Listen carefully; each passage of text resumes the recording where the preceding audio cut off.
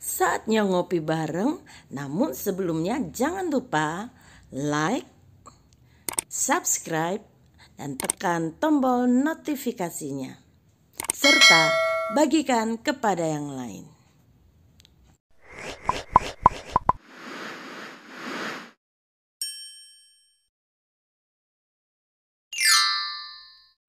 Shalom saudaraku, masih dari tepian pelabuhan penyeberangan Sipinggan, si cantik Serena telah memasuki kapal feri Muara Putih 1 dengan perlahan-lahan.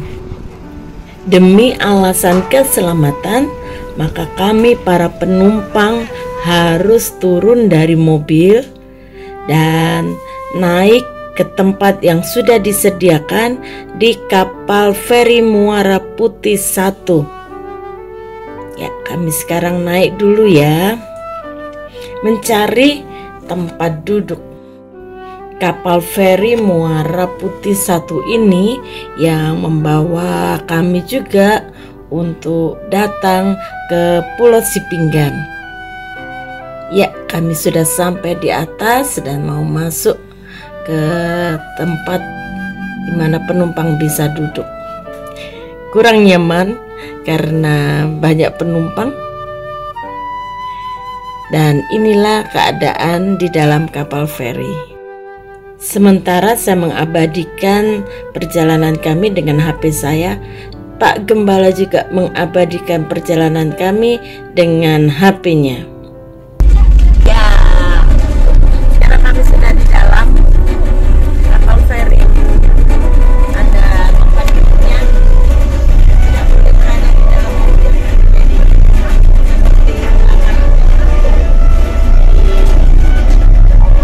seperti akan di dalam aja. Karena kalau di luar masuk angin, aduh, nganggur. Yesus, kalau di luar masuk angin. Bapak, ya sampai beban badan, apalagi seluruh tubuh di sini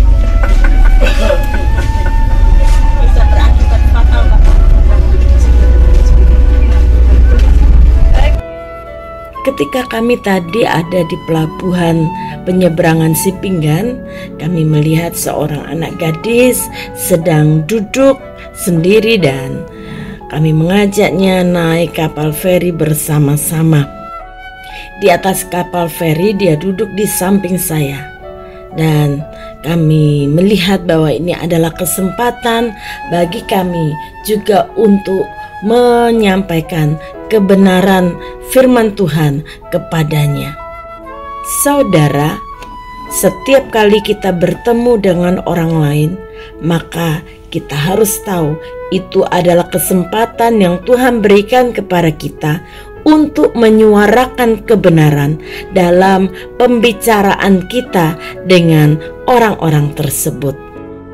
Rasul Paulus mengingatkan anak rohaninya, yaitu Timotius, dalam suratnya yang tercatat dalam 2 Timotius 4 ayat yang kelima. Tetapi kuasailah dirimu dalam segala hal, sabarlah menderita, lakukanlah pekerjaan pemberita Injil, dan tunaikanlah tugas pelayananmu. Dan firman Tuhan ini juga mengingatkan kita semua, ayo lakukanlah pekerjaan pemberitaan Injil dimanapun kita berada. Saat kita bercakap-cakap, berinteraksi dengan orang lain, di situ kita harus selalu menyuarakan kebenaran. Rasul Paulus mengatakan, Yesus Kristus yang telah bangkit dari antara orang mati, yang telah dilahirkan sebagai keturunan Daud, itulah yang kuberitakan dalam Injilku. Ya, suara kebenaran harus tetap diberitakan, khususnya di akhir zaman ini. Rasul Paulus juga mengingatkan, jadi janganlah malu bersaksi tentang Tuhan kita. Tuhan Yesus akan menolong kita dan memberikan hikmat kepada kita bagaimana caranya kita menyuarakan kebenaran. Hanya diperlukan tekad yang kuat dan keberanian untuk menyuarakan kebenaran bagi orang-orang yang Tuhan kirim kepada kita. Bapa, kami bersyukur untuk kesempatan yang Tuhan berikan kepada kami berinteraksi dengan orang lain.